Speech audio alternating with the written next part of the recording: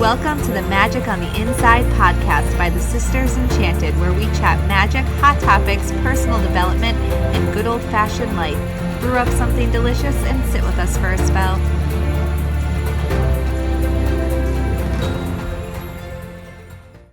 Welcome to this episode of the Magic on the Inside podcast. I am Sarah, founder of the Sisters Enchanted, and today we're talking about the full moon in Gemini. I'm joined by the one and only Sarah Milne. Hello. Again. You know, just full disclosure, we record these in bunches often, as you can probably see if you're watching the video on YouTube, that our clothes are the same as they were last week. So sometimes when we've talked to each other several times in one day and we're just like, hey, how are you today? And you're like, I know how you are. And I know. So anything new, Sarah, since a few minutes ago? I don't think so, but you never know. Sometimes there might be. I'm actually like talking about Sagittarius adventures, and this is where my kids are going, really, Mum. Like, I've moved by the sea, and I've joined the lifeboat, like, volunteers. So I saw it on your Facebook, and I didn't know what it was, but then I saw somebody comment about it, and then I saw you say something, and then I got the gist of what it was. Yeah, it's all because it's all voluntary. We don't have a paid rescue for the sea. It's all voluntary.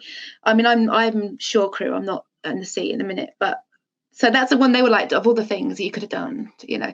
So when you say anything new, you never know. I might say, well, actually, yeah, I've got to run. Things can suddenly, it's really funny. You sign up for something like that, and suddenly every time your phone rings, you're like, oh, I'm scared. Yeah, I can imagine. I can imagine. I don't know if I'd be very good at saving people. It stresses me out. I was once this is probably not what you do, but I was in Florida once, and there was two kids that were out in the water, swimming with little, we call them boogie boards. So they kind of float on the water. Yeah. And their mom was on the shore, and then the kids were getting taken out by the tide. And I had Adam, my youngest, he was a baby. He was maybe 4 or 5 months old, and I had him in a baby carrier. And these kids just kept going farther out, and the mom, when she noticed, because they were yelling, when she finally realized they weren't just trying to talk to her, that they couldn't come in, she dropped her phone and ran. And I did not know what to do. I was I was still post baby hormones, and I started tearing up, and I was nauseous, and I'm I don't know if I should call someone, or if by the time I call, if she'll reach them and get them in. She did, and they were fine, but it was horrible. I don't think I have the emotional capacity for that, Sarah. Yeah, that's exactly the sort of thing. They would put a boat. There's a little inshore one that does the close, and then there's a bigger boat that goes out right into the shipping lanes if there's anything there. So no, I just don't. My emotional capacity for things that make me sad and frightened and all the feels is not. It doesn't take a lot to get me to too much emotion. Yeah, I feel that. So I commend you, your Sagittarius soul, for saving people. It is. It's. Yeah. You do get scared and emotional, though. You do get scared and emotional. Definitely. That's why when you said anything new, you never know. The phone might ring. I'd be like, after this call, I'm going to run, and I'm really my heart's in my mouth. I bet. Yeah. So. So it's interesting. We're talking about all this experiential stuff, and we've got Gemini, the full moon in Gemini. So then Gemini is all about experiences, and we talked a lot about Sagittarius last week about this wanting to connect with things bigger than yourself, and the experiencing of all the heavens and things on deep levels and spiritual levels. As Gemini just wants to experience life and everything that there is in life, and so Gemini quite often wants to experience something and move to something else, and move to something else, move to something else. So this moon is all about giving gratitude for the things that we experience in life.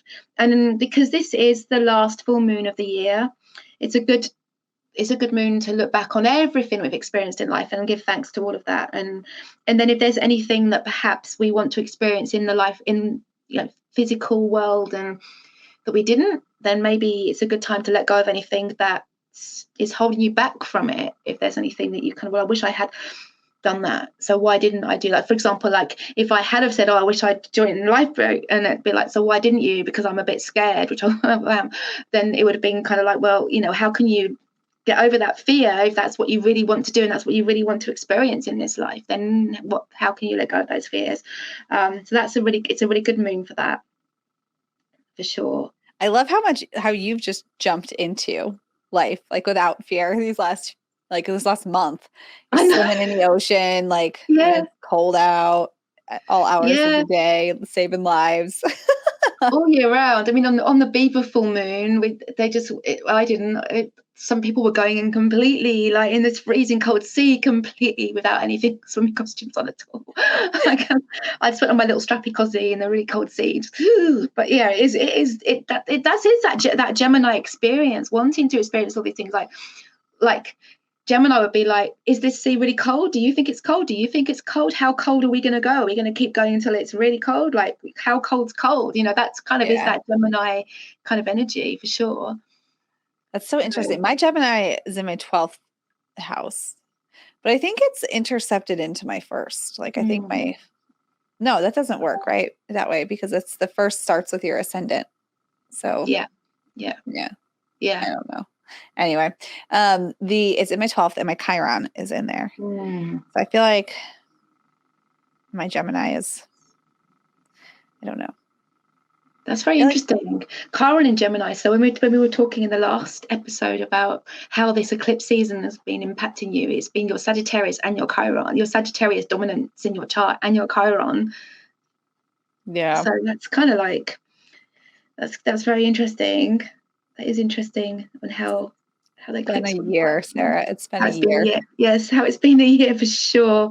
But we're going to talk a little bit about some more changes be going on this year and how that's over. But yeah, give thanks to all these experiences that you've had during the year, even the bad ones, and how they're all part of, like Sarah knows, I've had some really, the beginning of the year was a really bad experience for me, but I kind of like then just walked away from it all. Yeah, into something brand new and exciting. So I've got a lot to give thanks for. But then the sun moves into Capricorn on December 21st, so it's Yule. So happy Yule, everybody, and it's winter solstice. Yeah. And Capricorn is going to motivate us, and this is a bit like we were saying the last podcast, when we were talking about how we have this kind of energy, like Capricorn wants us to achieve and to celebrate our achievements, and Capricorn wants to climb up that mountain and get to the top and be seen to get to the top. But this is Yule, so this isn't the time to go climbing those mountains and go pushing yourself and trying to achieve things. So it's that Capricorn energy at this time is really about the planning. It's about making plans, and it's like New Year's resolutions. It's not a good time to just say, right, I'm going to do this and I'm going to do it from January 1st and that's that.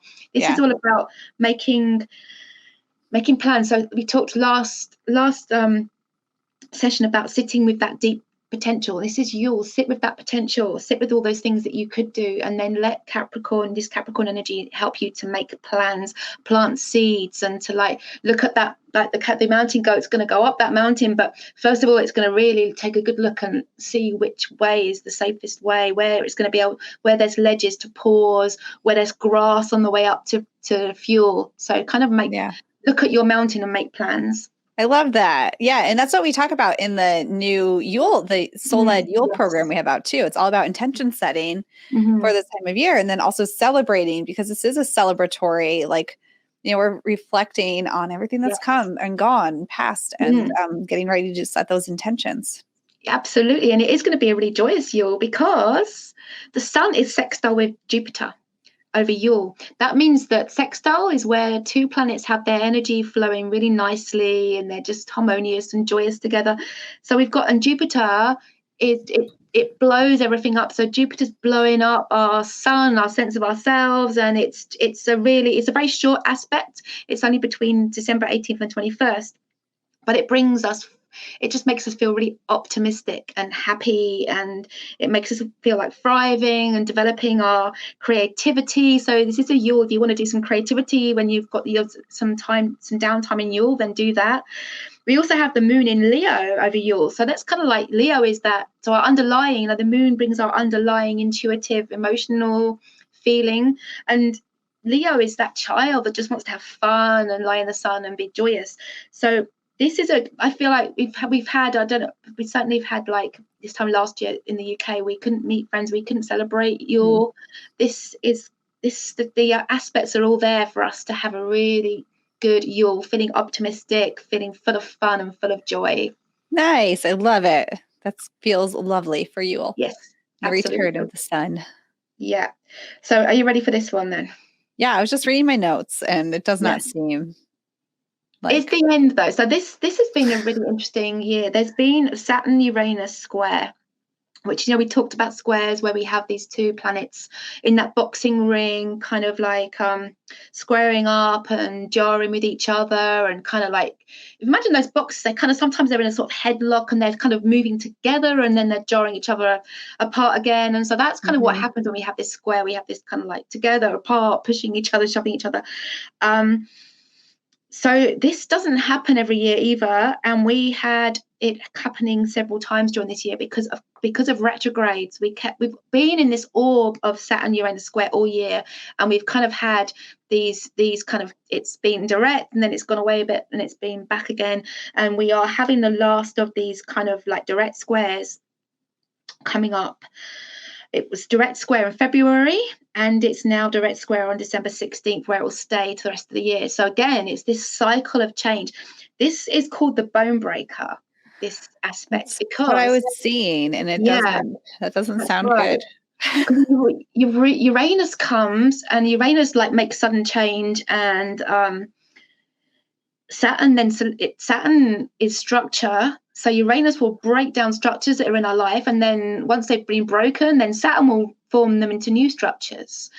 So it sounds scary, but it's kind of also not. I mean, this always seems to happen internationally for the world during times of revolution. And when you look back over this year, there's been a lot of revolutions and rebellions that have really kind of challenged things, and things have changed as a result of them. If you look back to some of the major political, right across the world, some of the movements, it has made a lot of change. So for us ourselves as well, there might have been things where our very kind of, for me, like the Ken movie, our very structure has broken, and then we've turned it into something else. So, but once again, this means we're getting to the end of this. We're getting to the end of this. This has been a big year. It's been over us the whole year. So, and when you think about these two planets together rule Aquarius, so it's and we've had that age of Aquarius, this like all this Aquarius energy, and we have Jupiter moving out of Aquarius, moving into Pisces as well. So we're coming to the end of this real square of the Aquarius planets, and Aquarius energy really dominating us. And challenging us to change the way we think about things and the way we do things. So again, like we talked about last time, looking at the eclipse season, look back to February and see what structures may have been broken down in February, and how they were kind of, there's been this kind of dance of like restructuring, breaking, and this should now be the time where maybe there might be one last break, or it might be that you can, it's coming, so you can control if there's anything that, if you imagine a broken, like we talk about the bone breaker, imagine a broken bone that's been put in a plaster cast and it's set, and it might be like, this could be a chance now. It's like, okay, is this bone set quite right? Do I want to just move it, tweak it a little bit more before I put this last cast on? Yeah. You can take control of it and just like, okay, I'm just going to like reset that just a little bit now. And then that's going to be the way it's going to be until, for the next kind of 8 or so years before this could happen again. Oh my goodness, 8 years? I better make this good. Yeah, you better do this right, Sarah. It can be even, it can be longer. It's gone out of my head all of a sudden when the next nobody mess this up. Yeah, I will post with the notes when the next Saturn-Uranus square is. Yeah, I'm just looking at these notes, like trying to think about my own life. And of course, I know that in February was when I started to get a lot of idea that we needed to change things here in the work realm. And then I'm trying to think of like my personal life and what happened there. We were traveling most of February. And so we were away. But when I look at this with Uranus in Taurus, my North Node is in Taurus in my 11th house. And I have had a lot of changes with who I'm surrounded with. This whole year has been I mean, you've known me this whole year. This whole year has been like a whole change in who I'm surrounded with. And even in family, I have some family members who I haven't seen in like a very long time now for different circumstances. And this was kind of the year where I was like, well, I'm going to stop attempting, because of like just, private stuff that's happening. So that makes a lot of sense. And then whereas Uranus is in Taurus. So Taurus is where you might have been getting that kind of challenge to change. That's in my house 10, actually. Yeah. And then Saturn is in Aquarius. So and that's where my moon is. My moon and my Jupiter are in Aquarius. Well, my Aquarius is my house 7. So this square has been happening in my house of contractual relationships and career. So that's quite interesting. And of course, contractual relationships can be all sorts of different things. And career, it's not just career, it's your achievements. So I think there's a lot for me would have been saying the break in house 7. When, I don't want to go into too deep, but if I've moved somewhere on my own, you can kind of gather there was a break somewhere in the house 7 and how that has impacted on house 10 for me. And then certainly in all areas of career and achievements, it's a lot better on my own. Yeah, that's so interesting. My 8th house, mine's in my 8th house, my Aquarius, my moon and my Jupiter are both in my 8th house and with Saturn there. And this has been a year of like trying to sort when we say sex, death, and taxes, like taxes for sure. I've been back and forth with the government this whole year trying to make like one little change, and it's not sticking. But like that's been a thing, and then like transitioning my aging grandparents, I can see that.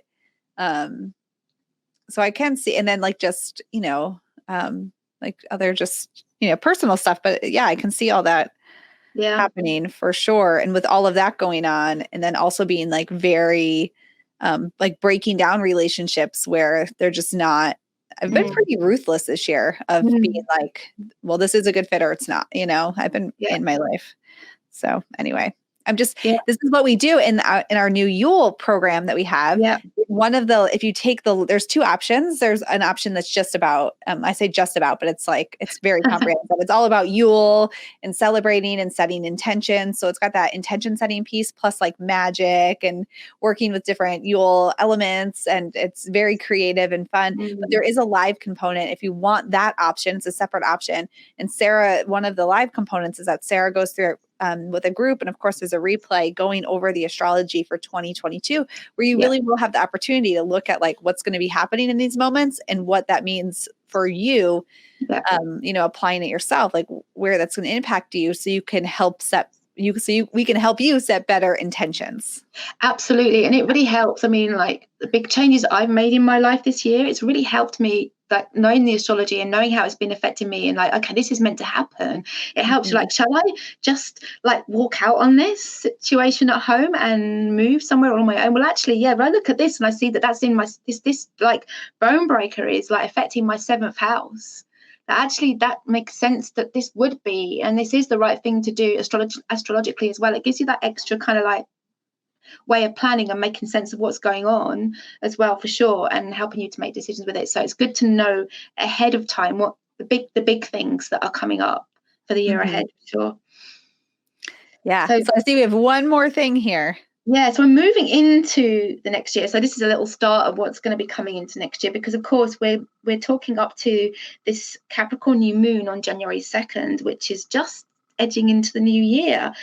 So Saturn and Jupiter have been in this last year. If you remember last year, we had this Saturn-Jupiter conjunction, the grand star that like started this new age of Aquarius. So Jupiter is leaving Aquarius for Pisces as we end the year on the 29th of December. So Jupiter expands everything. It's that gas planet that expands all it touches. And it's the planet of opportunity. So now that's kind of leaving that rebellious Aquarius and all this change and into this more kind of watery, intuitive, spiritual, psychic Pisces. So it's going to really expand our spirituality, our intuition, our imagination, and our sense of compassion for others, which I think is really good. And so that's for the world and for us. So that's so much needed, I feel. but be careful of boundaries, because Jupiter in Pisces can really like make you struggle with boundaries. It's just like, I'm going to just be compassionate for everyone and that help is not everyone. what I need. Yes. Yeah. Not so what I need that's just a little starter of what we're moving into as we move into this new year. Sarah, we should rename these podcast episodes where you do the astrology as like Sarah Waka does shadow work, as Sarah Milne talks about the astrology forecast for the next few weeks. That's what it should be called. Like Sarah Milne shines a light on all the shadow work Sarah Waka has to do. So there are sometimes I write these notes, and I'm just like, and because we do obviously speak a lot and we know what's going on with sometimes there's times I'm just like, ooh. You're like, I'm going to avoid this one on this day. Yeah, it's like, shall I really say this today? Yeah, that's what I feel like. Like you say these things, I'm just like, oh my gosh, I have so much things to consider for myself. But that's how life goes. We always have things to consider. Yeah. It's every single astrology forecast is both strengths and challenges for all of us, and shadow work for all of us. So true. Yeah.